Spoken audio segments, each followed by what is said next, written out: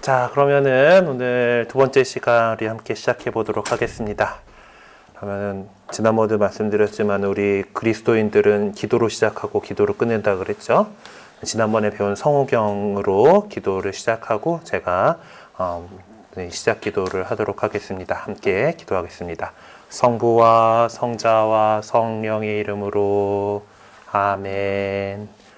좋으신 아버지 하느님, 오늘 저희들 이제 두 번째 시간 시작하려고 합니다. 오늘 우리나라 천주교회가 어떻게 들어왔는지, 그리고 우리가 믿으려고 하는 천주교라는 종교가 어떤 종교인지에 대해서 알아보는 시간입니다. 오늘 저희들과 함께 해주셔서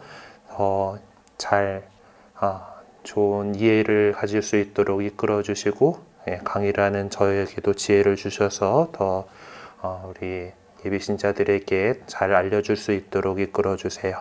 우리 주 그리스도를 통하여 비나이다. 아멘.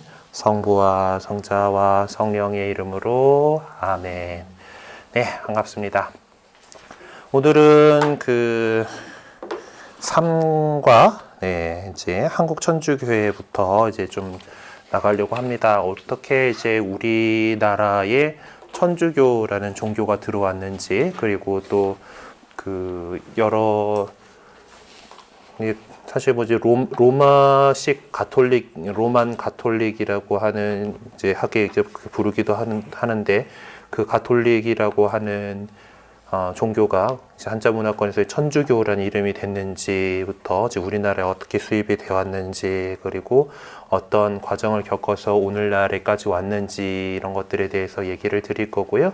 또 사과에서 이제 우리 천주교회가 어떤 종교인지에 대해서, 그리고 기독교 안에서 어떤 위치를 차지하는지, 이런 것들에 대해서 좀 알려드리도록 하겠습니다.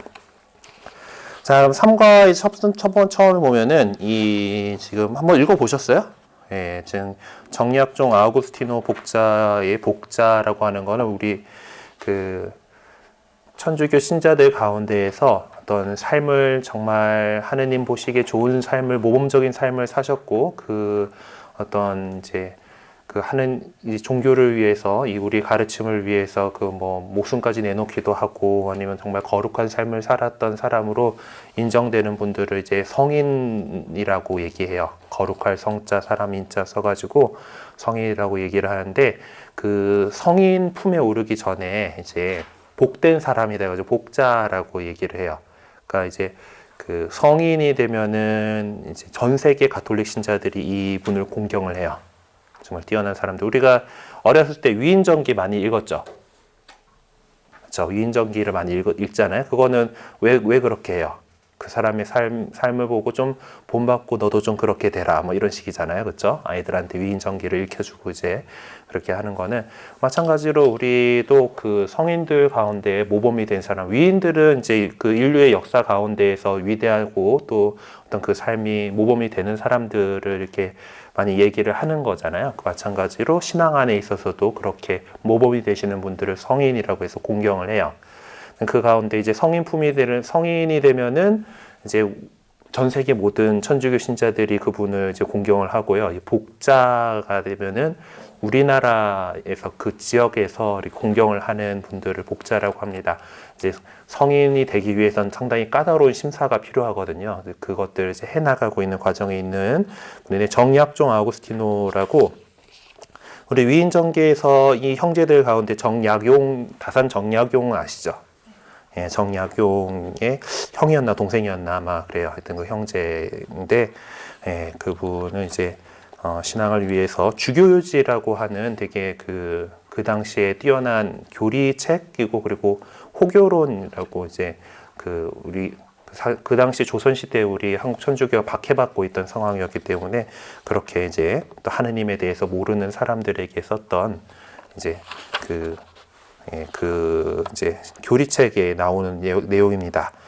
온갖 것이 지각과 손발이 있어야 능히 움직이고, 지각이 없으면 움직이지 못하니, 사람과 짐승은 지각이 있기에 움직이고, 흙과 돌은 지각이 없기에 움직이지 못하니, 그 중에 지각이 없고도 움직이는 것은 반드시 지각 있는 이가 잡고 흔들어야 움직이므로, 흙과 돌은 지각이 없어도 지각 있는 사람이 굴리면 움직이고, 물레와 수레는 지각이 없어도 지각 있는 사람이 잡고 돌리면 움직이니, 저 하늘과 해와 달과 모든 별이 귀와 눈이 없고 손과 발이 없고 혼과 지각이 없는데 능히 날마다 움직여 돌아가고 또 돌아가되 일정한 법이 있어 봄, 여름, 가을, 겨울이 차례로 돌아오고 밤낮과 덥고 추움이 고르게 나누어져서 1100년이 되도록 그 돌아가는 도수가 털끝만큼도 틀리지 않으니 지각 없는 것이 어찌 스스로 돌아가며 돌아간들 어찌 절로 도수에 맞으리요.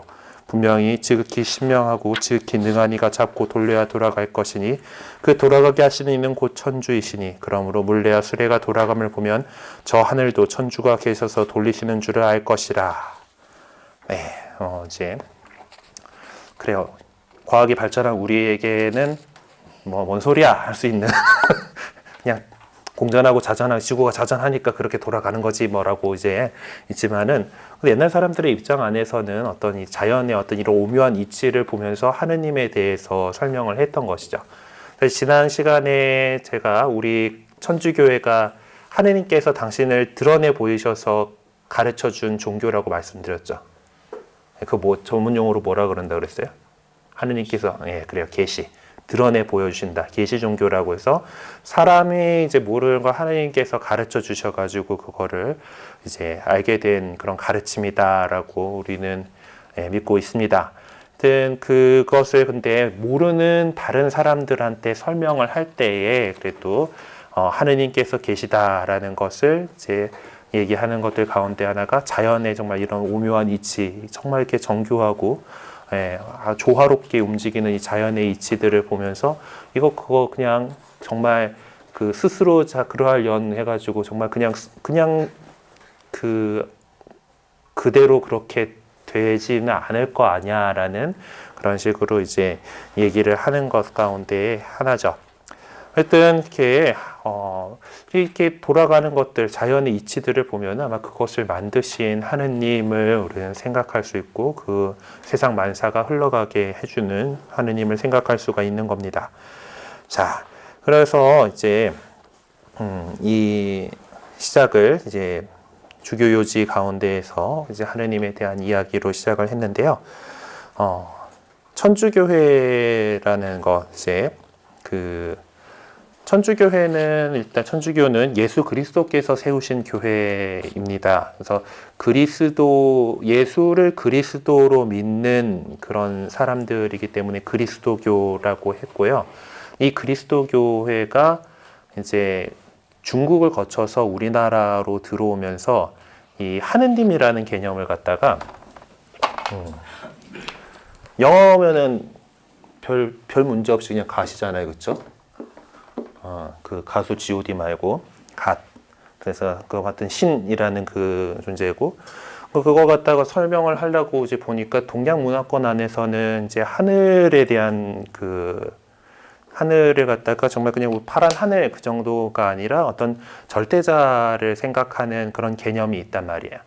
그래서 하늘천이라는 개념을 갖고 하늘의 주인이신 그분으로 이렇게 천주라는 걸로 이 하느님을 갖다가 이제 번역을 했어요. 중국에 이제 그 천주교가 전래되면서 그럼 하느님을 믿는 종교니까 여기다가 가르칠 교자를 써서 가르칠 교자가 한자가 어떻게 있더라? 뭐였지? 하여튼 한자가 제가 약해갖고 어떻게 했더라? 하여튼 교회예요. 교자를 가르칠 교자로 써가지고 천주교하고 이렇게 이제 전래가 된 거예요. 네. 그래서 이제 우리 천주교회는 그리스도교라고 이제 예수님을 그리스도로 믿는 종교들 가운데서 이제 다른 사람이 다른 데서도 자기네가 적통이라고 얘기를 하는데 이제 우리는 다 이제 예수님께서 제자들을 뽑으셔가지고 그 제자들에게 세운 그 교회가 계속해서 이어져 오고 있다라고 생각하고 있고 그렇게 주장하고 있어요. 다른 교파들 그리스도교라고 하는 데서들 이제 개신교회는 확실히 우리 천주교에서 갈라 나갔으니까 어쩔 수가 없는데 이제 이따가 설명을 하겠지만은 이제 동방정교회라고 정교회라고 하는 또 그리스도 교파가 있어요. 우리나라에는 썩 많은 위치를 차지하고 있지는 않은데 아현동 가면 그 정교회 성당이 있거든요. 아무튼 정교회라고 하는 데서는 거기도 그 사도들로부터 이어오는 교회다 보니까 이제 사실 이제 우리와 중간에 이제 갈라지긴 했음에도 불구하고 이제 이번 예수님께서 세우신 교회다라고 뭐 같이 그렇게 믿고는 있어요. 어쨌든 일단은 저희는 이제 예수님께서 세우신 교회로 이제 서기 30년 무렵에 이제 예루살렘에서 시작을 했습니다. 근데 예수님께서 이제 한 3년을 이제 공생활을 이렇게 하시면서 공적인 생활을 하시면서 제자들을 양성시키고 그리고 당신이 이제 우리가 보면 십자가 이렇게 있잖아요. 이렇게 이제 나중에 배우겠지만은 저렇게 십자가에서 못 박혀 돌아가시고 죽었다가 부활하시고 승천하시고서는 이제 제자들에게 승천하시면서 하늘나라로 돌아가시면서 제자들에게 사명을 주시는 게 너희는 세상 땅 끝까지 복음을 전하여라라고 하셨어요. 그래서 이 제자들이 이제 예수님의 말씀에 따라서 세상 땅 끝까지 그러니까 전 세계 지도를 대강 그려보면은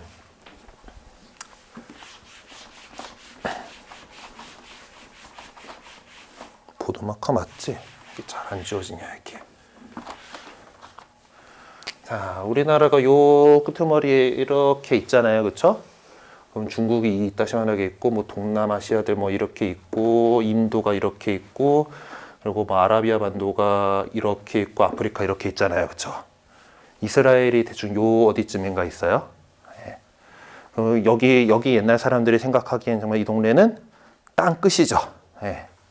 정말 그 땅 끝까지 그렇게 아주 결국 해서 이제 전례가 됐어요. 그런데 이제 우리나라는 좀 독특하게 조선시대에 세국 정책을 펼쳤었잖아요. 그러니까 어떤 주변 나라와 이렇게 자유로운 교류를 하진 않았어요. 교류를 아예 안 한 건 아니고 중국하고는 조공무역이라고 해가지고 이제 또 뭐 동지 되면은 사진 또 보내고 뭐 되면 사진 보내고 뭔 일 있으면 사진 보내고 하면서 이제 형님 나라니까 이제 선물을 갖다 바쳐요. 그러면 형님 나라가 선물만 받고 그냥 입 닦아 버릴 수 없죠. 네, 그러면은 더 많은 선물을 줘요. 그래서 그 조공무역이라 가지고 그런 식으로 중국하고 이렇게 그 교류가 있었는데 이제 그 그리스도교가 너무 성의 없게 그렸나? 자, 페르시아만도 만들고 홍해도 만들고 지중해도 만들고 터키 만들고 그리스하고 네. 어쨌든 처음에 이제 그리스도교가 여기 이 팔레스티나 지방에서 시작을 해가지고 이제 그 당시에 세계 요 동네의 패권은 어느 나라가 쥐고 있었을까요?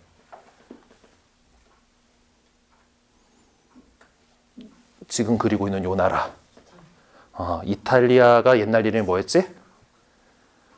로마. 맞아요. 로마가 이 지중해를 지배를 하고 있었어요. 근데 이 로마 제국으로 이제 그리스도교가 퍼져나가게 됩니다. 네. 물론 초반에는 박해를 많이 받았어요. 로마는 우리가 이제 그리스 로마 신화를 읽어봐서 알지만은 그 다신교의 그걸 갖고 있는 나라였고, 그리고 이제 예수님이 태어나던 그 시점에 해가지고 황제정이 이제 성립이 돼요. 그 전까지는 공화정이라고 하죠. 로마는 공화정의 나라였고, 그러다가 과도 정치들이 뭐 이제 삼두 정치 막 이런 것들로 이제 진행이 되다가 그 가운데서 이제 율리어스 카이사르라고 하는 사람이 짱을 먹죠. 황제가 돼요. 그리고 율리어스 카이사르까지는 자신을 스스로 황제라고 얘기를 안 했는데 그 다음에 누구지? 그 다음에 차지하는 사람이 어쨌든 이제 그 사람이 자기 스스로를 아우구스투스라고 해요. 예, 존엄한 자라는 뜻이죠. 그래서 황제정이 있기 시작이 되고 예수님께서 태어나실 때가 대충 그 아우구스투스 황제 때예요. 예, 그래서 그 시절이 되는데. 그래서 황제정이 이제 그게 이제 해서 절대 권력화 되면서 지금 우리 윗동네가 하고 있는 것처럼 우상화 작업을 하는 거예요. 황제는 저분은 그냥 인간이 아니시고 막 이렇게 거의 뭐 한 반신반인 정도로 막 이렇게 거의 신으로 이렇게 모시기 시작하면 황제한테 경배를 하라고 이렇게 하게 되는 거예요. 좀 이제 황제정이 이렇게 지나가다 보면은. 자, 근데 우리 그리스도인들은 하느님 한 분만을 믿는 그런 사람들이었단 말이야. 그래서 거기 다른 신은 없는 거잖아. 근데 황제를 신으로 여기고 이제 경배를 드리라고 하니 하겠어요, 안 하겠어요? 그래서 당연히 또 이제 그 국가로부터 탄압을 받았던 거죠. 예. 그러면 그런 와중에서 이제 그리스도교가 그럼에도 불구하고 이제 그 황제들이 또 이제 자기 취향 따라서 좀 많이 이렇게 그 박해를 하던 때도 있었고 그냥 뭐 그냥 살기 냅둬 하던 때도 있고 뭐 그랬어요. 이제 그 신격화 작업들을 좀 세게 한 황제는 이제 막 박해를 막 했고 뭐 이제 아니 되는 그러면서 로마가 차지하고 있던 그곳으로 이제 전역으로 이렇게 퍼져나가는 거예요. 그리스도교가 막 퍼져나갔고 또 뭐 로마가 차지하고 있던 영역 그 바깥까지 이제 막 이렇게 선교사들이 나갔죠. 뭐 저 위에 영국이나 아일랜드 이런 데로도 선교사들이 나갔고 그리고 또 뭐 이제 그 사도들 가운데에서는 뭐 인도까지 이렇게 나간 분들도 있어요. 그러면서 예수님께서 저 땅끝까지 복음을 선포하라 하는 그 사명 때문인지 우리 그리스도인들은 열심히 이제 선교를 하고 다녔던 거예요. 그러다가 중국에까지 이렇게 가게 됩니다.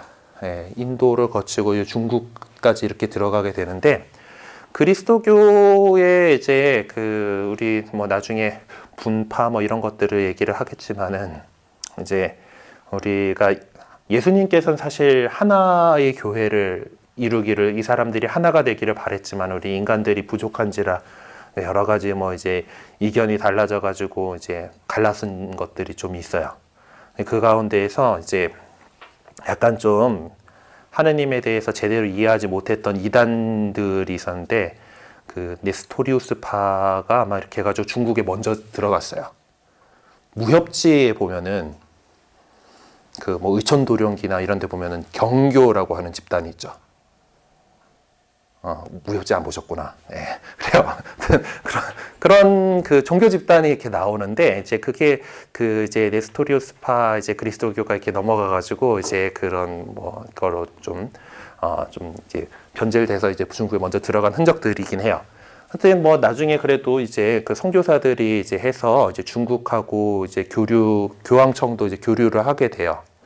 그러면서 중국에 선교사가 가는데 이제 한 16세기쯤에 이제 그 15세기, 16세기경에 이제 마테오 리치라고 하는 신부님이 이제 중국에 가서 이제 중국은 유교 문화잖아요. 우리나라도 마찬가지지만 유교 문화를 그렇게 보면서 이 유교 문화에 대해서도 그러니까 여태까지 여기서 이렇게 막 오고 이렇게 아프리카 쪽으로 이렇게 퍼져나가고 하던 그 상황에서 만났던 이제 서양이 만났던 문명들보다 중국 문명은 꽤나 이게 갖춰져 있는 데잖아요. 이미 예전부터 이제 문명을 이룬 나라고.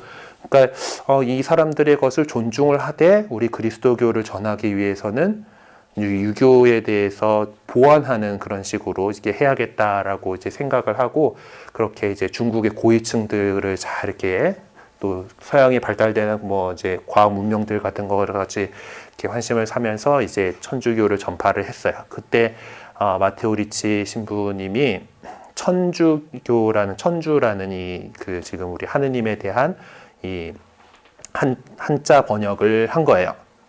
천주라는 것들 개념을 이렇게 해서 유교에 대한 보완제로서 가톨릭 그러니까 신앙을 이렇게 전하기 시작을 했습니다. 그러면서 이제 한자로 된 중국어로 된 교리책을 쓰셨어요. 네, 그 교리책이 이제 천주실의라고 하는 책인데, 자, 근데 그 사실 이제 우리나라에도 막 일단 이런 나라가 있는지 잘 안 알려졌을 수도 있지만 옛날에 뭐 이제 고려 시대 때 보면은 뭐 이제 많이 이제 무역이 이렇게 뭐 아라비아 쪽까지 됐었다는 얘기들이 있잖아요. 뭐 이제 있는 나라인 건 아는데 조선 시대 되면서 우리 세국 정책을 펼쳤단 말이에요. 그 이제 서양인 선교사들이 이제 일본으로도 이제 이렇게 많이 진출을 일본까지는 꽤 진출을 했습니다. 일본으로 진출을 했고, 요즘 사일런스라고 하는 영화가 지금 극장에 지금 나와 있는데, 그 일본의 그 천주교 박해에 대한 내용을 다루고 있어요. 또 일본에서도 꽤나 그 박해가 심했었고, 일본에서 이제 일본은 그때 본권제도여가지고 이제 영주에 따라서 다이묘에 따라서 이제 그 동네 사람들이 천주교 신자인 경우들도 있었거든요. 임진왜란 때 그런 사람들이 좀 옵니다. 예, 임진왜란 때 이제 그 고니시 유키나가가 아마 그 이제 일본에서 천주교를 믿었던 장수들이었는데, 그쪽만 따라서 이제 그 서양인 신부님이 우리나라 땅을 밟긴 밟았어요. 하지만 전쟁통이기 때문에 일본군 군종 신부가 뭐 조선인들한테 뭔가를 이렇게 신앙을 전하거나 하지는 못했겠죠. 그래서 그러고 나서 세월이 좀 흘렀어요. 이제 세월이 흘렀고, 이제 중국에 이제 그 천주실이라는 책도 있었고, 이제 그 사신으로 이렇게 이렇게 갔던, 예, 사람들 가운데서 이제 중국에서 이제 새로운 책들을 수입을 해오는데, 중국에는 이제 서양 사람들이 꽤나 왔다 갔다 했기 때문에 그 서양의 그 문물들이 이렇게 들어온단 말이에요. 이제 그 과학들이 이제 우리 쪽보다는 더 발전해 있었기 때문에 이제 그런 것들을 보면서 뭐 책들을 많이 수입을 해와요. 그러면서 그 당시 이제 우리나라는 그 조선 시대에는 유교 가운데에서 성리학이라고 하는 그 학문에 이제 다들 이제 그거 가지고 이기 이원론이네, 이기 이런 이하고 기가 같은 거네, 다른 거네 하면서 이제 그거 갖고 엄청나게 논쟁을 했단 말이에요. 유학자들이. 예. 너네 나중에 이제 윤리 시간에 배울 거야. 그 뭐 율곡 이하고 이제 퇴계 이황하고 이제 이기 이원론인, 이기 이론론인 뭐 이러면서 이제 하여튼 그 시대에 이제 이런 거 갖고 이제 선비들이 열심히 이제 했어요. 근데 이제 뭐 세종대왕 시절에는 이제 백성들을 위해서 뭔가 그런 것들이 많이 발전했는데, 그 뒤로 오면서 이제 유학자들이 이런 것만 파고 있었단 말이야. 그러니까 이 유학 갖고는 나라를 살리는데, 어떤 뭐 백성들의 삶을 향상시키는데 한계가 있다라고 생각한 그런 학자들이 있었어요. 그래서 그런 사람들을 실학자라고 그러죠. 실질적인 학문을 추구한다고 해가지고. 그래 아까 정약종 얘기가 나왔지만 그 형인 정약용 같은 경우 우리가 유명한 실학자시잖아요. 실학을 하는 사람들 가운데에서 이제 중국에서 배워온 이제 서양 그 학문들을 좀 더 연구를 해야겠다 하는 사람들이 있었어요. 그러니까 이벽이라던가 권철신이라던가 하는 이런 사람들이 이제 그래서 1700년대에 이제 그렇게 사신들을 통해서 수입되어 온 중국의 그 어떤 서양 문물들에 관한 그 여러 가지 책들을 이렇게 공부를 하는 스터디 그룹을 한 거예요. 그게 이제 천지남이라는 이제 암자에서 시작을 했다 그러더라고요. 그래서 이제 천지남 성지에 지금 한국 천주교의 발상지 막 해가지고 이렇게 하고 있는데, 일단은 그 상태는 아직 교회의 시작이라고 볼 수는 없었어요. 그러니까 공부를 하면서 그 가운데 그 천주시리라던가 칠극이라던가 하는 천주교 서적이 그 안에 껴 있었던 거고, 그것들을 가지고 이제 공부를 하던 가운데 이 사람들이 여기는 학문 이상이 무엇인가 있다라는 사실을 깨닫게 돼요. 네. 그래서 그게 참된 진리고 신앙이다라는 것을 우리 선조들이 받아들이게 됩니다. 자, 그러면서 이제 공부를 더 해보니까 뭐 이제 세례라는 걸 받아야 되고, 또 뭐 이제 신부도 있고, 뭐 주교 뭐 이런 것도 있고, 뭐 이렇게 있고, 또 미사라는 것도 있고, 뭐 이런 것들을 이제 배워 나가게 돼요. 자, 그러면서 보니까 이제 이게 우리가 그럼 일단 천주교를 믿고 이렇게 살아가기 위해서는 세례를 받아야겠는데, 우리끼리 뭐 세례가 안 되니까 이제 이승훈이라고 하는 사람을 이제 그 북경에 가는 동지에 이제 인사드리러 가는 사신 일행에다가 끼워서 보내요. 예, 거기에서 그쪽에서 보내서 북경에 가면은 그 성당이라는 데가 있는데, 거기 가가지고 거기에 신부라고 하는 사람하고 만나가지고 이제 이러이러 해가지고 이제 세례를 받게 해달라고 하고 와라라고 했어요. 그래서 이승훈 베드로가 중국에 가서 세례를 받고 옵니다.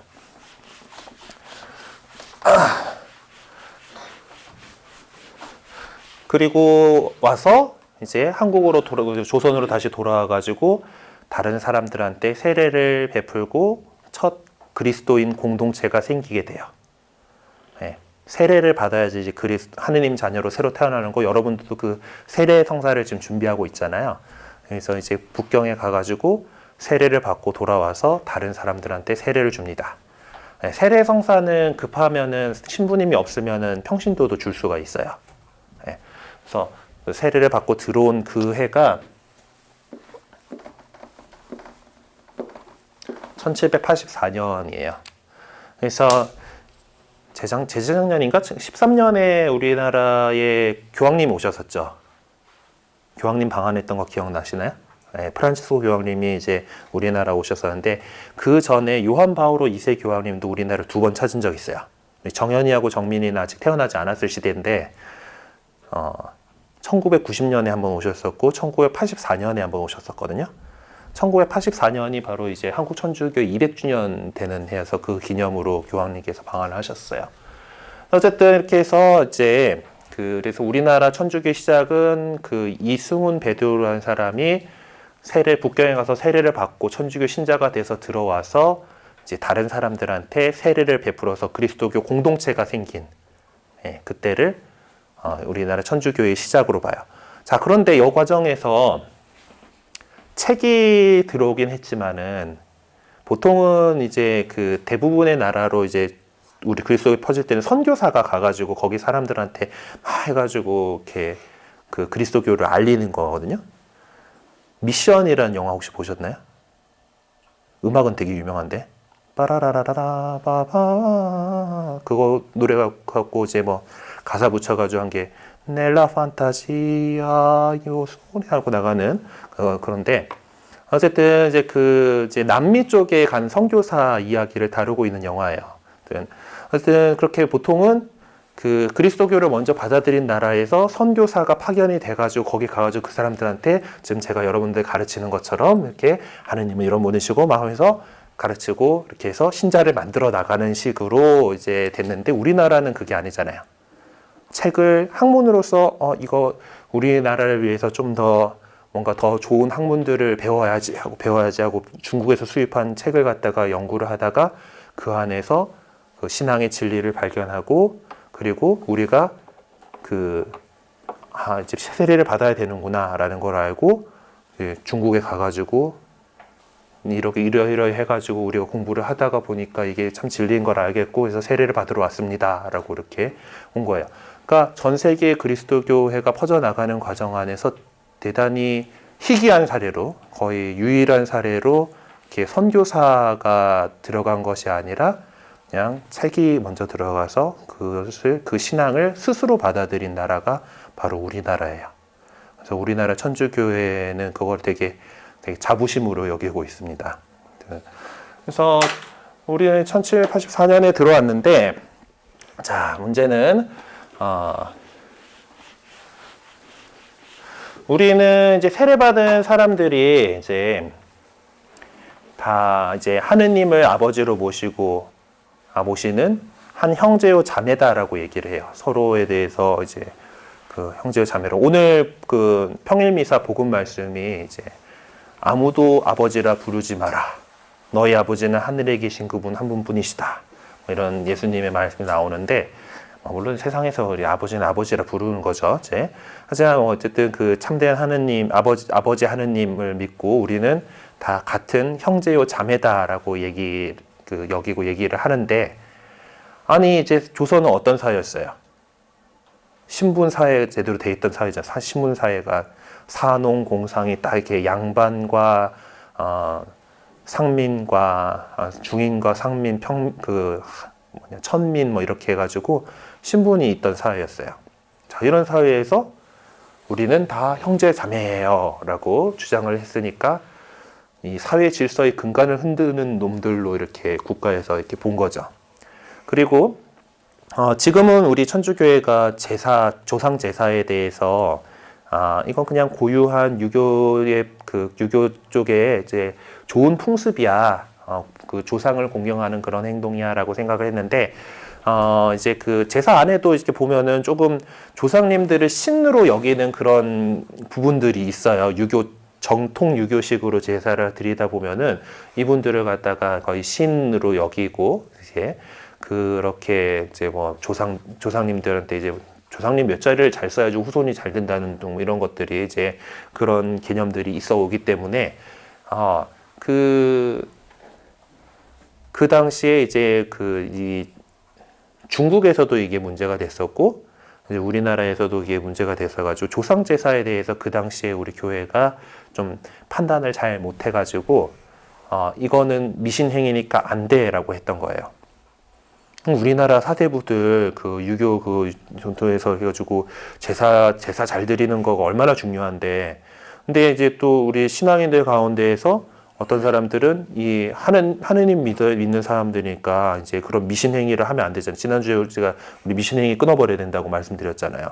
그래서 그거 하면 안 되니까 어머니가 돌아가셨는데 그 신주단지 이런 것들 안 하고 신이 이런 거 안 모시고 이렇게 했단 말이야. 이런 그 제사 안에서도 이제 그 미신적 요소들이 있는 부분들에 대해서 이제 안 하고 이제 신의를 불태우는 사건이 있었어요. 어쨌든 이건 아니다 하면서 이제, 근데 그러면은 다른 그 유교의 그 사람들이 보기엔 저놈들이 전에부터 이제 서로 형제라고 조금 안 좋은 거 보이는데 이런 천하의 불효 자식들이 하면서 첫 탄압이 일어나요. 예. 그래서 그 진산 사건이라고 한 사건으로 국가가 이제 조선 정부가 이제 천주교에 대해서 되게 이제 탄압을 하는 시기가 이렇게 다가오게 됩니다. 아까 이제 세계적인 차원에서 로마도 이제 그 천주교를 박해를 할 때 이게 심했던 때가 있고 좀 약했던 때가 있었다 그랬잖아요. 우리나라에서도 좀 마찬가지였어요. 이게 좀 그 박해가 세게 있었던 때들이 있고, 또 그냥 이렇게 넘어가지던 때들도 있고 그랬어요. 이제 그런 상황 안에서도 이제 그 신자들이 이렇게 계속 늘어나고 있었던 거죠. 왜냐하면은 그 안에 이제 어떤 정말 참된 인간됨, 하느님의 진리가 있었기 때문에 사람들이 이게 정말 좋은 거구나라는 것을 이제 알아나가게 됐고, 사대부들이 처음에는 이제 그 학문으로서 천주교를 연구를 했었기 때문에 양반들이 많았어요. 양반들이 많았는데 이 양반네들이 이제 그 다른 이제 상민들 자기 집 이제 노비들한테도 이제 그 천주교를 가르쳐 주고, 또 그러면 천주교 신자가 됐으면 어떻게 형제 자매니까 또 더 그 뭐 노비로서 일해야 될 것들은 한다 하지만은 그 다른 집안 노비들보다 훨씬 대우가 좋을 거 아니에요. 예, 잘 대해주고 이제 그러니까 더 많은 사람들이 모여들고 이러면서 이제 퍼져 나가는 그걸 보고 조선 정부가 이제 탄압을 했고, 그리고 탄압을 하게 된 주요한 원인들 가운데에서는 또 그 당시에 당파 싸움에서 밀려난 것들도 있어요. 천주교를 적극적으로 받아들인 이제 양반 계층이 남인 쪽이었거든요.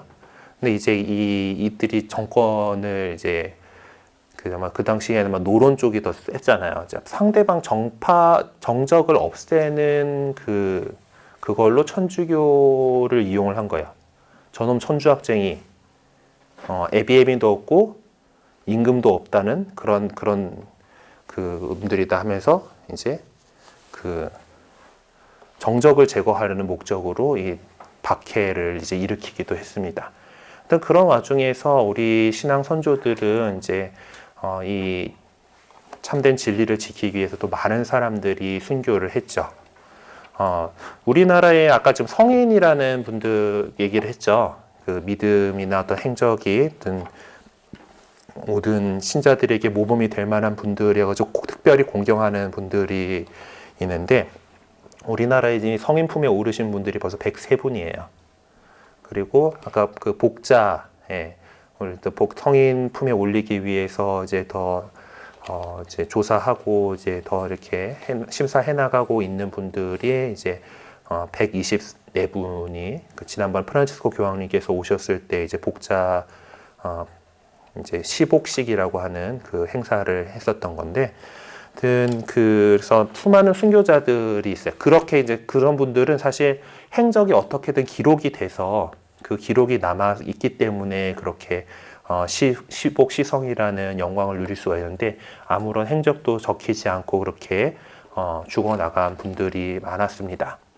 우리 근처에는 절두산이라는 데 있죠. 합정에 가면은. 예, 절두산, 목 자른 그 머리를 자른 산인데, 거기서 얼마나 많은 사람들이 죽어나갔으면은 산 이름이 원래 잠두봉이 그냥 누에 머리 모양의 산이다 해가지고 잠두봉이었는데, 그게 절두산이라는 이름이 됐을 정도로 거기서 많은 천주교 신자들이 목숨을 잃었습니다. 네. 아무튼 그렇게 해서 사실 그 순교자들은 이제 국가에서 또 조선 정부에서 많이 회유를 하려고 노력을 했죠. 예수님 안 믿는다고만 하면 다 풀려날 상황이었어요. 나 예수님 안 믿는다, 그렇게 배교하면은 다 풀려날 상황이었는데, 그렇게 순교한 순교자들은 용감하게 그 배교가 아니라 차라리 죽음을 선택을 했던 거죠. 예, 하느님으로부터 우리가 참된 생명을 얻으리라는 그 믿음이 있었기 때문에, 천국 갈 거다라는 믿음이 있었기 때문에 그들은 그렇게 기꺼이 다 자신의 그 생명을 내놓았습니다. 유명한 일화로 이제 그 백정이었던 황일광이라는 분이 있어요.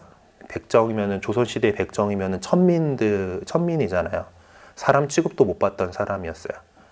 근데 이 사람이 이제 천주교 신자였기 때문에 이제 잡혀다가 이제 곧 그 문초를 당하면서, 이제 너는 왜 그 순리대로 살 것이지 이런 사악한 종교를 받아들였냐고.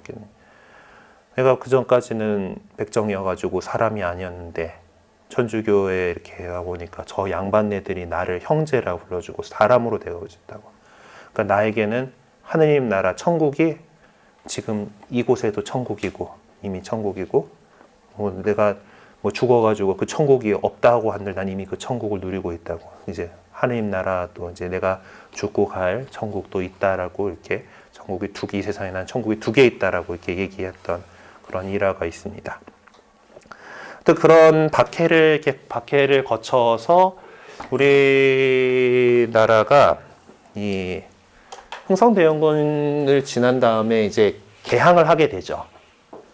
일본하고 먼저 이제 강화도 조약을 맺으면서 개항을 하게 되는데, 종교의 이제 자유를 이제 하게 된 거는 한불 수호 통상 조약으로, 프랑스하고 우리가 이제 그 통상 조약을 맺으면서, 프랑스가 또 이제 가톨릭 국가로서 되게 그 유럽 쪽에서도 유명한 데라서 이제 꼭 그리고 그 박해 시대에 우리나라에 선교사를 보냈던 나라가 프랑스예요. 그러니까 프랑스 이제 파리 외방전교회라고 하는 그곳 소속 신부님들이 우리나라 들어와 가지고 이렇게 했고, 사실 그 병인 양요가 프랑스가 있나? 하여튼 프랑스 군대도 우리나라에 한번 침략을 한 적이 있었잖아요. 강화도 해가지고 지금 우리 문서 자료들도 많이 가져가는데, 거기 외교장각 자료들 프랑스에 넘어가 있는 거 그때 이제 훔쳐간 것도 이렇게 있는데, 그 빌미 자체가 이제 그 프랑스인 선교사들을 조선 정부가 처형했다라는 것 때문에 와가지고 무력 시위를 했던 거예요. 하여튼 그런 적이 있어 보니까 프랑스가 우리나라 정부하고 이제 그 조약을 맺으면서 되게 신경 써서 꼭 그 종교의 자유에 대한 부분을 넣은 거죠. 그 조약 조건 안에. 그래서 한불소 통상조약으로 이제 종교의 자유를 이제 얻게 됐고요. 그리고 하지만 그 이후에도 사실 여러 가지 이제 그 중앙정부 차원의 어떤 박해는 없었지만은 여러 가지 좀 사건들이 좀 있긴 있었습니다. 어쨌든 그렇게 해서 더 많은 순교자들의 피방울 위에 지금 오늘날의 한국 천주교회가 이렇게 종교의 자유를 누리고 이렇게 살아가고 있습니다. 그리고 옛날 우리 교회의 격언들 가운데 순교자의 피는 교회의 씨앗이라고 하는 얘기가 사실 그 예전부터 있었어요. 우리나라 순교자들뿐만 아니라 더 예전에 로마 시대에 많은 순교자들 또 그리고 세계 곳곳으로 사실 들어가면서 많은 순교자들을 낳았었거든요. 아무튼 그 덕분에 우리 순교 선열 덕분에 지금 우리나라에서 천주교 신자들은 한 전체 인구의 10% 정도를 이제 차지를 하고 있어요. 여전히. 그리고 또 우리 교회가 뭐 나름 이제 그 하느님께서 우리가 다 형제요 자매다라고 말씀드렸잖아요. 하나님 안에. 그리고 또 나중에 또 배우겠지만은 하느님께서 당신 모상대로 우리 인간을 창조하셨기 때문에 이 세상의 모든 인간은 하느님의 모상을 지닌 사람이고 그런 거 가지고 인권에 대해서 얘기를 하고 그리고 또 천주교회가 전 세계적인 이런 네트워크를 갖고 있잖아요. 전 세계가 단일적인 그 교회인데, 네. 그걸 통해서 이제 우리나라의 그 민주화 과정에서 상당한 역할들을 했었습니다. 그리고 또 지금도 이제 여전히 그 인간의 기본 권리들을 지키기 위해서 노력하고 있고, 또 뭐 지금 뭐 세월호 문제였든 그리고 또 뭐 해고 노동자들의 여러 가지 그런 아픔들을 이렇게 돌보고 이제 세상에서 이 세상이 정말 하느님 보시기에 좋은 모습으로 정말 우리가 서로 형제요 자매로 살아갈 수 있는 그런 세상을 만들기 위해서 계속해서 노력을 하고 있어요. 자, 그리고 제가 이제 뭐 책을 안 보고 내가 얘기를 드려가지고 근데 다시 뭐 책 읽어보시면서 이제 정리하셨으면 좋겠고요. 알아둡시다 37쪽에 보면 하느님 문제에 대해서 좀 설명을 먼저 드릴게요. 우리는 이제 아까 그 한자 문화권으로 그 하느님에 대한 게 들어오면서 천주라는 걸 썼다 그랬잖아요. 옛날에는 그래서 우리 다 그냥 천주님 하고 이렇게 불렀어요. 근데 이제 한자 말이다 보니까 우리가 좀 이제 우리말로 좀 순화를 시켜야겠는데, 그래서 이제 요거가 천주가 아까 생긴 그 개념 그대로 하늘이라는 이 그냥 그 하늘 그 자체라기보다는 어떤 그 절대자를 얘기하는 하늘에다가 이제 님을 붙이는데, 그러면은 리을과 니은 이런 것들은 그 뭐지 이제 자음동화인가 해서 이 리을이 탈락되죠. 네. 그래서 하느님 하고 이제 이렇게 써요. 이제 우리는. 근데 개신교 신자들 가운데 이제 우리나라 개신교가 좀 그 평안도 쪽에서 많이 부흥이 됐었어요.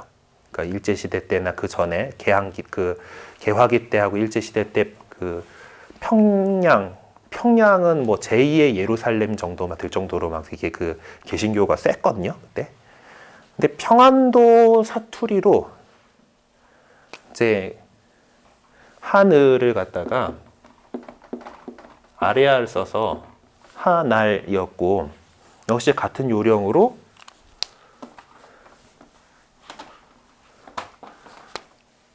님하고 썼었죠.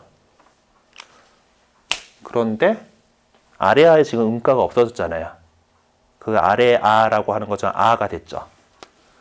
그래서 하나님이라고 이렇게 쓰게 됐는데, 여기다가 이제 유일신이라는 의미를 더 붙여가지고 이제 그렇게 해석을 하고 쓰고 있어요.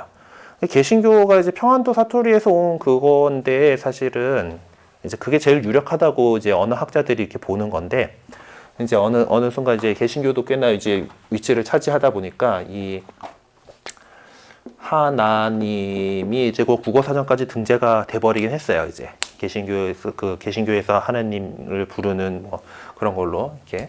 어쨌든 근데 우리말에서는 숫자에다가 님자 안 붙이거든. 수사에다가 님 붙이는 것 그런 건 없는데, 어쨌든 그렇게 그 꼴이 되긴 했어요. 그러니까 사실 같은 하느님을 얘기를 하는 건데, 우리나라만 좀 이 신에 대한 이름이 좀 서로 다릅니다. 또 개신교에서도 그 좀 개혁적인 좀 진보적인 교파들은 또 하느님을 쓰는 데도 있어요.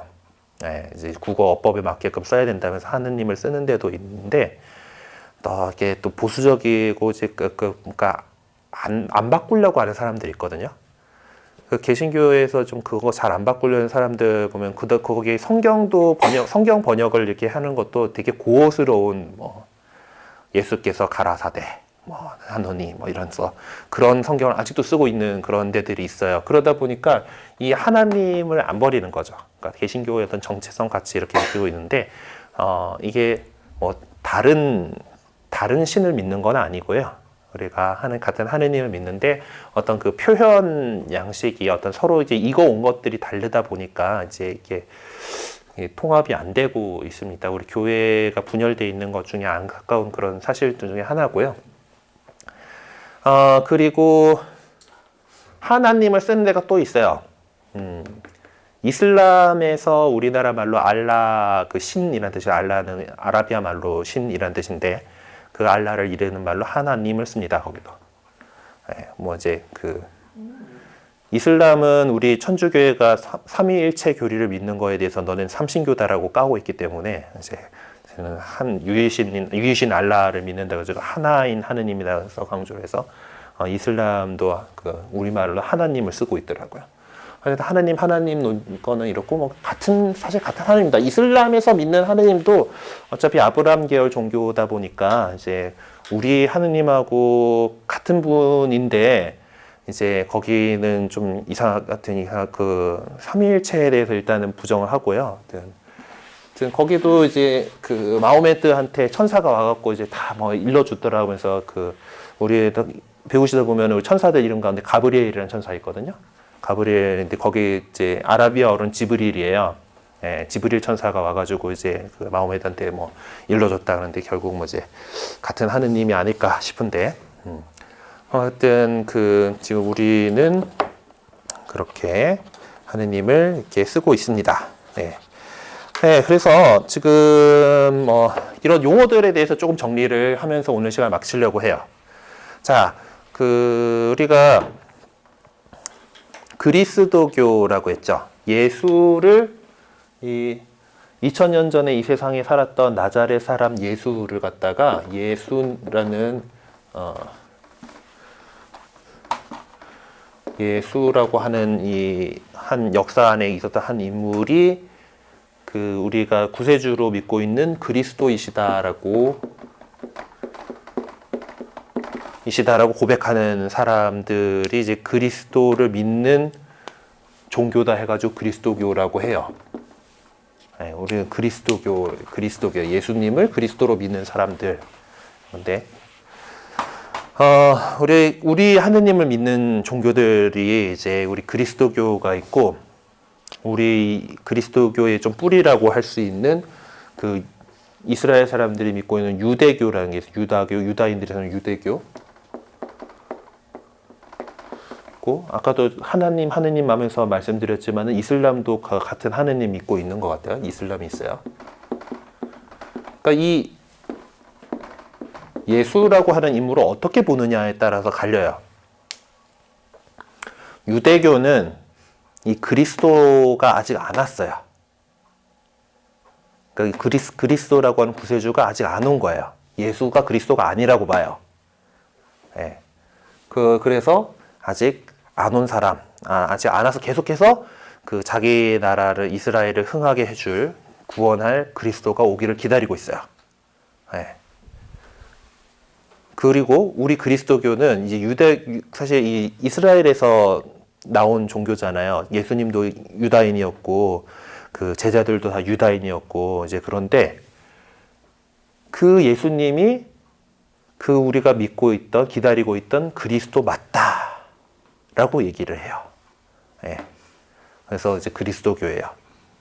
구세주가 예수님이 구세주다라고 있고, 이슬람은 이제 여기는 그리스도라는 개념은 조금 없긴 한데 최후의 선지자가 마호메드예요.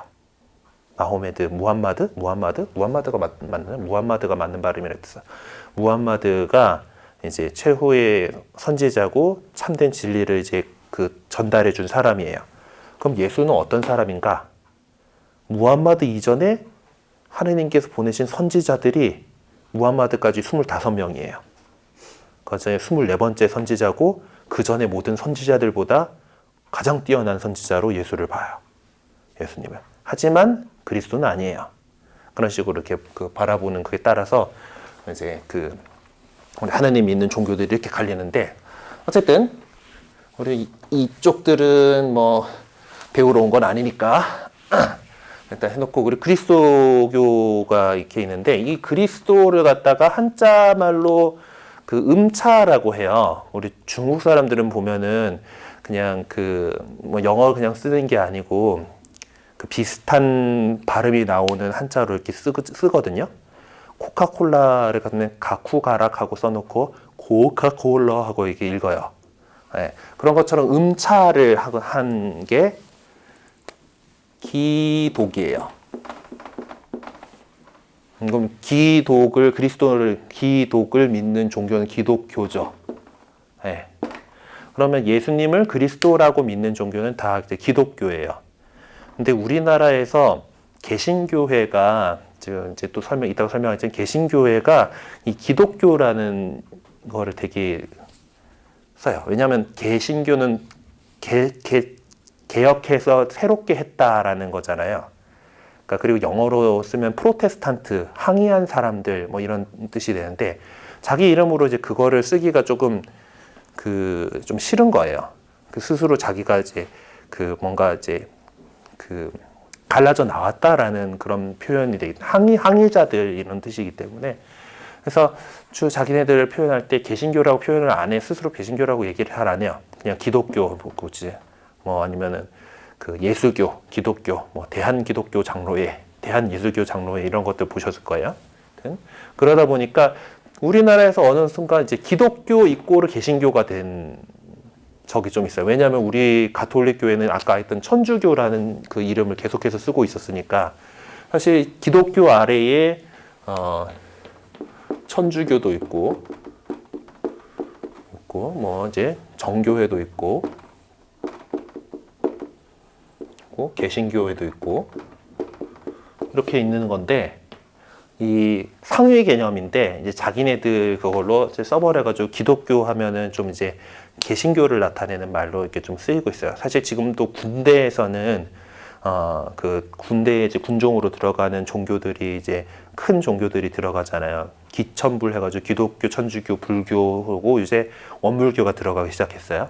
하여튼 그래서 그냥 아예 그냥 이름을 거기는 군에서 그냥 기독교라고 불러요. 뭐 어쩔 수 없지만은 뭐 그래서 기독교라는 거는 그리스도교, 예수를 그리스도로 믿는 사람들이란 뜻이고, 이 모든 것들이 상위 개념이에요. 자, 그러면은 이제 사실 처음에 예수님께서 세우셨을 때는 천주교를 세우거나 개신교를 세우거나 한 건 아니었겠죠. 그리스도교를 세웠겠죠. 네. 그리스도교가 이렇게 세워졌단 말이에요.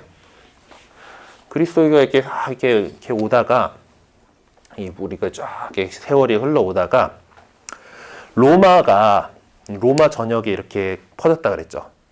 로마에서 이제 박해를 하다 보니까 박해를 해도 이 그리스도교가 쫙 퍼져 나가는 거예요. 너무 이제 많아. 안 되겠다. 니네 자유를 허락해 줄게. 콘스탄티누스 대제라고 불리는 콘스탄티누스 황제 때 종교의 자유를 얻어요. 밀라노 칙령이라는 칙령을 통해서 천주교가 종교의 자유를 얻고, 그러다가 좀 지나니까 아예 로마의 국교가 그리스도교가 돼요. 네, 국교가 되고 이제 아예 교회가 지상으로 이렇게 나오게 됩니다. 자, 그런데 이제 그때쯤이 이제 예수님 돌아가셔서 한 300년이 지났을 때예요. 밀라노 칙령이 310몇 년인데, 시간이 꽤 지났어요. 그러니까 예수님으로부터 바로 배운 사람들이 이미 죽었고, 또 제자들이 하면서 오고 있는 상황이기 때문에 이제 이상한 썰들이 이제 나오기 시작하는 거예요. 사실 예수님은 하느님이 아니었어 라는 둥, 아니면은 사실 예수님은 인간이 아니었어. 하느님이 어떻게 인간이 돼? 그냥 그렇게 보인 거야. 뭐 이런 식으로 이제 여러 가지 이단들이 나타나기 시작합니다. 아니 로마 입장에서는 그 종교를 국교를 삼고 모두 다 같은 종교 믿어라고 하는 건 뭐 때문에 그러겠어요? 신민의 대통합을 위해서 그러겠죠. 정신적인 일치를 이루기 위해서 그렇게 했을 텐데 요놈들이 지들끼리 싸우고 있는 거예요. 그래갖고 황제가 야 모여 해가지고 너네 이거 좀 논쟁 제대로 해가지고 그 결정 짓고 가 해가지고 이제 공의회라는 것이 열리게 됩니다. 그래서 주교님들이 막 모여가지고 이제 이런 문제들에 대해서 이제 논의를 하고 기도하고 이제 토론하고 이렇게 해서 그 정통 신앙을 수호하게 돼요. 그러니까 이상한 생각들을 한 이단들을 이제 그 단죄하게 되는데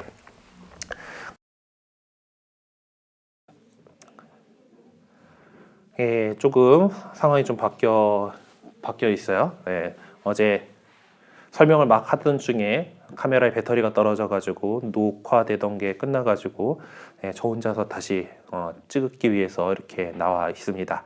어쨌든 어제 하던 이야기를 이어서 하자라면은 이제 로마 제국에서 이제 그리스도교회가 이제 국교의 지위를 차지하게 됐어요. 하지만은 국교를 이제 로마가 이제 국교로 그리스도교를 이렇게 하게 된 데에는 당연히 이 사상을 통해서 이제 제국의 많은 사람들이 일치되기를 바라고 있었던 거죠. 그 전에 그 로마 황제에 대한 우상화 작업을 통해서 그걸로 좀 사람들의 마음을 단결시켜 보려고 이렇게 했었지만은 이제 그런 우상들의 그런 모습들로는 이게 안 됐던 거고 결국 그래서 그리스도교를 선택을 하게 됩니다. 하지만 그리스도교 안에서도 이제 좀 그 잘못된 설들을 설파하는 사람들 때문에 이제 혼란이 있으니까 이제 그것을 종식시키기 위해서 공의회를 이제 열게 됩니다. 자, 그런데 문제는 로마가 계속해서 이제 그 세력을 유지를 하고 이렇게 했으면 모르겠지만은 그러지 않았던 거예요. 로마가 분열됩니다. 동쪽 로마하고 서쪽 로마가 이렇게 분열되고 이제 서쪽 로마가 먼저 망하죠. 이제 게르만 민족들이 이렇게 내려오면서 이제 망하게 됩니다. 그래서 그 로마가 이제 동쪽 로마가 서쪽 로마가 이렇게 갈라지면서 자연스럽게 우리 교회 안에서도 이제 서방 교회의 전통과 동방 쪽의 모습으로 분열이 되게 됩니다. 안타깝게도 이제 그 전까지는 사실 뭐 서쪽, 동쪽 이제 했던 교구별로 이제 그 지역별로 좀 다른 전통들이 있긴 했지만 이제 분리되었다라는 그런 생각은 없었어요. 하지만은 이제 서로마, 동로마가 갈리고 나서 좀 더 세월이 지난 다음에 결정적으로 이 사이가 틀어지는 사건이 생기게 됩니다. 어떤 것들이 있었냐면은 이제 그 교리 안에서도 조금 문제들이 있었고요. 이제 나중에 배우게 되겠지만은 이제 성령께서 어떻게 나오시느냐 이런 거에 대해서 좀 세부적인 그런 부분에서 논란이 있었고 또 뭐 이제 우리 성당에 오면은 이제 여러 가지 성상들이 있잖아요. 네. 성상에 대해서 이제 이게 우상 숭배다 하는 그런 그 생각을 가진 사람이 동쪽에 이렇게 있어가지고 황제가 좀 그걸 밀었거든요. 그 바람에 이제 성상 파괴 운동이라는 게 생기게 됩니다. 우리 서방교회 쪽에서는 지금도 그렇지만은 이제 여러 가지 예수님의 모습도 이렇게 그 십자고상을 만드는데 그 3D로 만들어요. 성상을 3D로 만드는데 아현동에 있는 정교회 성당에 가보면은 아시겠지만 거기는 다 이콘으로 돼 있어요. 그림으로 돼 있어요. 2D만 써요. 그러니까 3차원으로 뭔가 조각해 놓은 거는 안 된다라고 생각했던 그 사람들의 영향으로 지금도 그럽니다. 어쨌든 뭐 성상 파괴 논쟁이든 어떤 그 교리적인 문제든 이제 그런 것들도 있었지만 사실 이제 서방, 동방, 서방이 이렇게 나누어져 가지고 너무 좀 오래 지냈고 이제 서로 말도 다르고 이제 서방 쪽은 이제 라틴 말을 주로 썼는데 동방 쪽은 여전히 그 그리스 말을 주로 사용하고 있었고 이제 여러 가지 그런 문제들 가운데에서 기원후 1000년경에 이렇게 결정적으로 서로 갈라지게 됩니다. 상호 파문하는 상황이 생기죠. 오늘날에 와서야 사실 서방교회, 동방교회가 그렇게까지 할 필요가 없었다라는 사실에 서로 다 이제 이해를 하고 있지만은 조금 이제 몇 가지 문제에서 아직 일치하지 못하고 있습니다. 그러니까 서방교회에서는 우리 그 가톨릭 교회 안에서는 교황님께서 이제 그 주교단의 수장이잖아요. 그 사도단의 수장인 베드로 사도의 뒤를 이은 로마의 주교인 교황님께서 이제 서방교회의 으뜸이다라고 하고, 이제 교황님을 중심으로 사도 그 주교단이 이렇게 함께 모인다라는 그런 생각을 갖고 있는데, 동방교회는 그렇지 않아요. 그러니까 교황의 어떤 그 대표성, 베드로 사도의 대표성은 인정을 하지만은 그가 어떤 수익권을 갖는다라고까지 얘기하지는 않습니다. 그 바람에 좀 이제 교황님에 대해서 그 수익권을 존중하느냐 마느냐 문제를 가지고 조금 갈라져 있어요. 그래서 그럼에도 불구하고 동방 쪽에서도 교황님에 대해서 인정을 하고 들어온 그런 사람들이 있습니다. 그래서 지금 서방 교회가 지금 우리가 일반적으로 말하는 가톨릭 교회로 이 되고, 동방 교회 쪽에가 지금 우리 말하는 정교회가 돼요.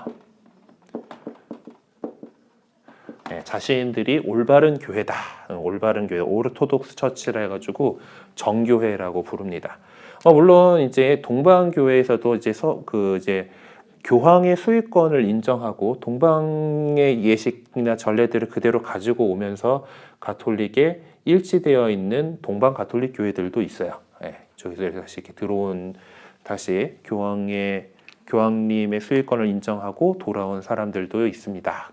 동방 가톨릭 교회라고 하는데, 우리 한국은 이제 서방 쪽 교회, 서방 전례 쪽에서 이제 선교사가 이제 파견되어 왔고, 이제 아까 말씀드린 것처럼 천주실이나 이런 것들, 문서도 이제 서방 교회 쪽에서 했기 때문에 이제 서방 방식을 우리는 따라가고 있습니다.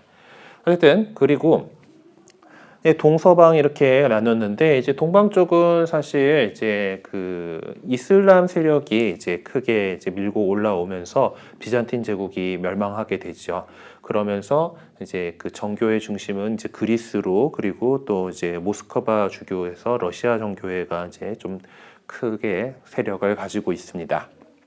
네, 정교회는 이제 각 국가별로 이렇기 때문에 우리나라에 들어와 있는 정교회는 한국 정교회라고 이렇게 부르게 돼요. 국가별 교회 체제를 갖고 있습니다. 서로 이제 교류는 하고, 이제 콘스탄티노플 총대주교의 어떤 위치가 더 있기는 하지만은, 우리 각각의 나라별로 이제 그 정교회가 구성이 됩니다. 자, 우리의 관심은 사실 이제 가톨릭 쪽 역사겠죠. 서쪽 이제 유럽 쪽에서 이제 가톨릭이 계속해서 이제 그리스도교의 이 흐름을 이어오고 있습니다.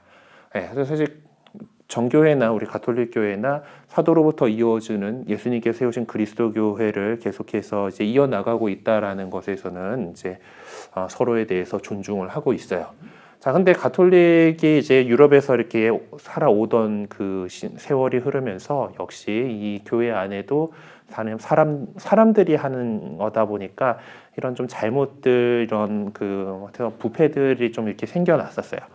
거기에 대해서 이제 개혁을 해야 된다라는 그런 그 요구들이 이렇게 나오긴 했었고, 그거를 이제 받아들이고 이렇게 했어야 되는데 아직 그게 잘 안 되던 그 시점에서 마르틴 루터라고 하는 수사 신부님이 이제 그 개혁을 부르짖습니다. 문제는 이런 것들, 이제 잘못하고 있는 것들에 대해서 좀 잘해보자라고 얘기만 했어야 되는데 그게 아니라 어떤 교리 부분에 대해서 이제 많이 건드렸던 거예요. 오직 그 성전, 거룩한 전통 이런 거 필요 없고 오직 성경만 갖고 이렇게 다 해야 된다라는 거, 믿음만 있으면 된다라든가, 하여튼 이런 얘기들을 이렇게 하면서 특별히 이제 교회 안에서 이제 교황님이나 주교님, 이런 성직자들이 이런 계급들이 필요 없다라는 얘기를 이렇게 막 하게 됩니다. 하여튼 그 16세기에 있었던 종교개혁이라고 우리가 역사책에서 배운 그 사건을 통해서 서방교회에서 또 한 가지가 빠져나오게 되죠. 그거를 이제 새롭게 고쳐가지고 한 교회다 해가지고 개신교라고 불러요. 가톨릭에서 이제 분가해 나간 거죠. 자, 처음 이제 해당한 것은 이제 근데 개신교가 이렇게 그런 보고 좀 새로운 어떤 이제 개혁된 그런 가치를 추구를 하면서 이제 그 갈라져 나갔는데, 굉장히 여기는 어떤 전통이라는 거를 차버렸기 때문에 일치된 교회를 이루지 못했어요. 지금 우리나라에 들어와 있는 개신교회들 뭐 주요 교파들만 해도 되게 많습니다. 우리 주변에서 많이 볼 수 있는 것이 이제 장로교가 있죠. 장로교. 그리고 또 우리나라에 좀 많이 있는 거가 감리교 있어요. 감리교가 있고 또 좀 더 많이 있는 그또 성결교 그리고 또 이제 연말 되면은 이제 그 무슨 이제 자선 냄비 때문에 지금 우리 잘 알려져 있는 구세군이라든가 뭐 그리고 또 뭐 여의도 순복음교회 뭐 이제 뭐 많죠. 그리고 이제 우리나라에는 좀 파이가 적은데 사실 개신교 운동을 처음 해놨던 이제 마르틴 루터의 그 뒤를 이어가는 것을 이제 루터교라고 부릅니다.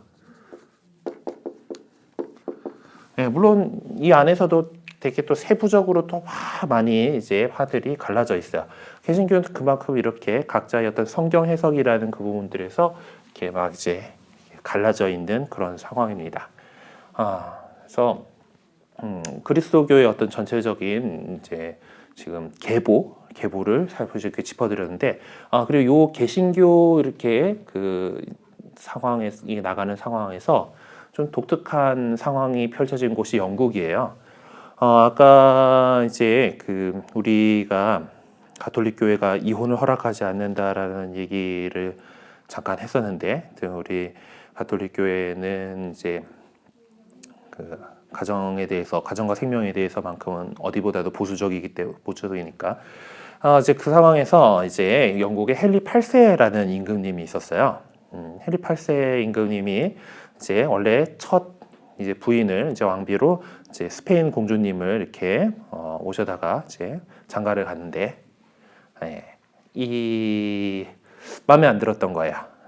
이 또 뒤에 그 다른 처녀가 더 마음에 들어가지고 교황님한테 이렇게 합니다. 나 이제 이거 이혼할 건데 하고 새로 결혼할 거예요. 하고 싶어요. 하고 했더니 교황이 허락하겠어요?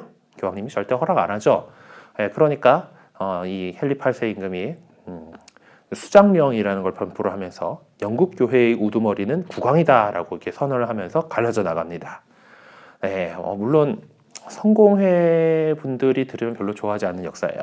하여튼 그 안에서 이렇게 하는데, 성공회는 독특하게 가톨릭과 개신교 사이에 어떤 좀 그 중도를 걷는다라고 얘기를 해요. 그래서 비아 메디아라고 얘기하는데, 어떤 외적인 것들, 뭐 성당이라던가 이제 뭐 신부님, 주교님 이런 그 사제들에 있는 거라든가 이런 것들은 가톨릭의 모습을 많이 하는데, 신학적인 성향 자체는 좀 개신교 신학을 많이 받아들이고 있습니다. 이 사이에 이제 성공회라는 영국 국교회라고도 하고 성공회가 이제 있어요. 포지션을 하고 있습니다. 우리나라에는 성공회 성당이 이제 크게 있는 데가 주교자 성당이 저기 덕수궁 옆에 영국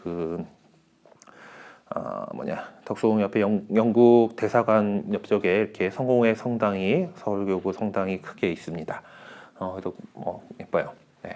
이렇게 그리스도교의 이 갈라져 온 역사상들을 이렇게 봤습니다. 사실 이제 예수님께서는 우리 그리스도인들이 다 이렇게 좀 같이 일치하기를 바라셨긴 하지만은 우리 인간들이 좀 부족한 터라서 이렇게 많이 좀 찢어져 가지고 이렇게 살고 있어요. 참 안타까운 현실이죠. 그래서 좀 일치를 하기 위해서 이렇게 여러 가지 노력들을 하지 않고 있는 건 아닌데요. 일단 개신교는 개신교 그 나름대로 워낙 분열이 심하다 보니까 이 부분에서 어떤 공통된 목소리를 낼 수 있는 그런 데가 없어요. 그리고 뭐 정교회하고도 좀 이런 부분들이 여전히 있기 때문에 각자의 또 그 전통들에 대해서 인정하면서 이렇게 살아가고 있는 그런 상황입니다. 그리고 그 기왕 좀 이렇게 얘기가 나온 중에서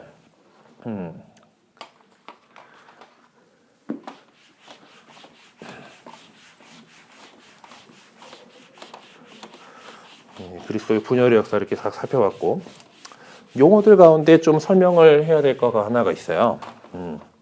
우리는 이제 보면은 이제 성당 온다 그러죠. 성당 다녀. 그리고 개신교 신자들이 많이들 얘기하는 게 교회를 간다. 를 간다 이렇게 얘기를 합니다. 자, 근데 이거는 개념이 좀 달라요. 성당은 건물을 얘기하는 겁니다. 우리가 지금 있는 이곳인 성산 이동 성당이죠. 거룩한 집 성당이라는 그 이제 건물이에요. 왜냐하면 그리스도인들은 박해받지 않는 이상 이제 드러나게 이렇게 신앙의 자유를 얻어서 활동을 할 때에는 이제 우리가 모여가지고 함께 하느님께 이제 미사를 드리고 또 이런 교리 공부도 하고 단체 활동도 하고 할 수 있는 그런 공간을 마련하게 됩니다. 그것이 이제 성당이라는 건물이에요. 예. 근데 교회는 어떤 개념인가 하면은 교회는 같은 종교를 가진 사람들의 모임이죠. 교회, 같은 가르칠 교회 그 모일 회자이기 때문에 이거는 우리 신자들 공동체를 얘기를 하는 거예요. 그러니까 우리 역시 천주 교회고 가톨릭 교회는 그 교회라는 그런 곳에 이렇게 소속되어 있는 거죠.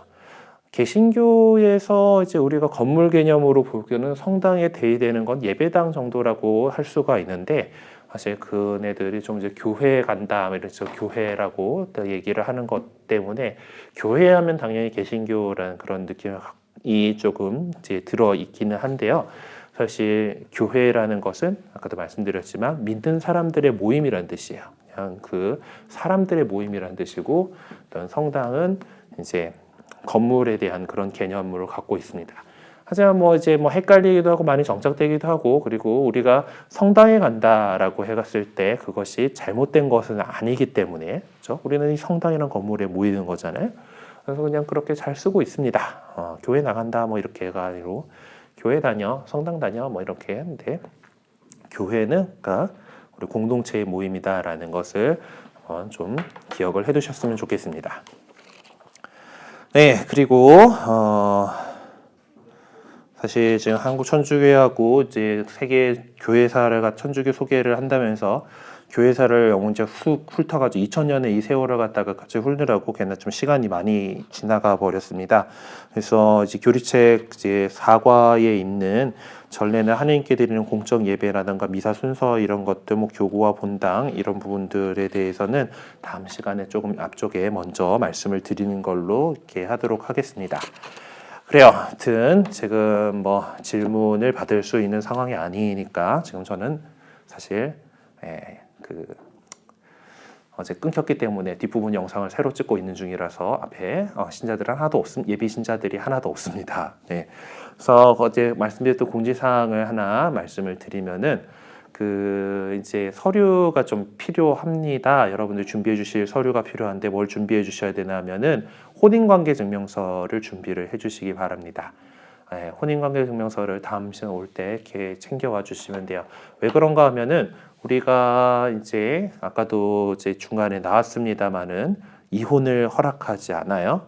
그래서 이혼하고 재혼한 경우들이 있으면은 이제 세례를 받을 때 이 부분에 대해서 좀 정리를 해야 될 부분이 있습니다. 그래서 그것들을 도와드리기 위해서 이렇게 일찍부터 이제 그 혼인관계 사항에 대해서 좀 이제 알아둬야 되기 때문에 그래도 우리나라는 그래도 이 증명서들이 잘 돼 있어서 혼인관계 증명서가 필요합니다. 그래서 다음번에 오실 때 혼인관계 증명서를 꼭 좀 챙겨와 주시기를 부탁드립니다. 나는 우리 청소년 친구들 같은 경우는 아직 뭐 결혼을 할 나이가 아니니까 상관이 없고요. 이제 이미 결혼 생활하고 계시거나 이미 좀 나이가 있으신 분들은 이제 혼인관계 증명서를 좀 떼주시기 발급받아가지고 와주시기 바랍니다. 네, 그러면은 다음 주 이 시간에 뵐 수 있도록 하겠습니다. 네, 수고하셨습니다.